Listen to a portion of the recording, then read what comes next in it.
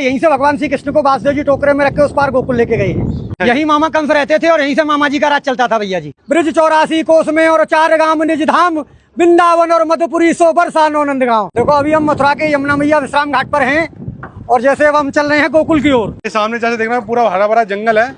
जंगल नहीं है ये, अच्छा, इसको बोलते हैं वृंदावन। वृंदावन, हाँ, ये भगवान श्री कृष्ण की गौचार भूमि है। भगवान गोकुल से गैया चराते हुए और ऐसे वृंदावन जाते थे भैया जी। देखो ये इधर दिखाइए, ये सामने है गोकुल गेट। जब भगवान को रात को 12 बजे वासुदेव जी टोकरे में रख के उस पार से इस पार गोकुल लेके आए हैं। इत मथुरा इत गोकुल नगरी, बीच बहते हैं यमुना गहरी, तो भगवान को यहीं से लेके आए। तो भैया जिस तरीके से मथुरा आज से मतलब 100 साल पहले रहा हुआ, आज भी वैसे नहीं, 100 साल नहीं।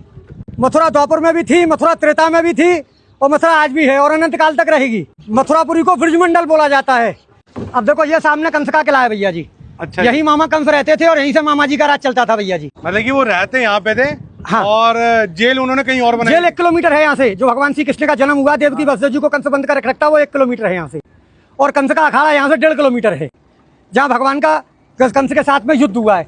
क्योंकि भगवान के साथ में कंस का जो शस्त्र युद्ध नहीं हुआ, मल्ल युद्ध हुआ। भगवान ने ब्रज में 4 चीज तो की नहीं। कभी पैर में पादुका नहीं पहनी भगवान ने। दूसरे नंबर भगवान ने कभी मुकुट धारण नहीं किया। तीसरे नंबर भगवान ने कोई शस्त्र ग्रहण नहीं किया और भगवान ने कभी शरीर पर कपड़े नहीं पहने। भगवान कृष्ण ने? हाँ, भगवान यशोदा मैया ने काली कमरिया दी थी, भगवान उसी को ओढ़ के रहते थे। और जैसे पीछे देखना, इनके बारे में बताइए क्या? देखो ये रानी घाट है जहाँ कंस की रानी स्नान करती थी भैया जी। अच्छा, कंस की रानी। हाँ, उसके बराबर में ये वासुदेव घाट है। ऊपर सामने वासुदेव गेट है। यहीं से भगवान श्री कृष्ण को वासुदेव जी टोकरे में रख के उस पार गोकुल लेके गए हैं। अच्छा, सामने मैंने अब आपको बताया गोकुल गेट जी। ये सामने भैया जी स्वामी घाट है। स्वामी घाट? हाँ, स्वामी घाट बोलते हैं इसको।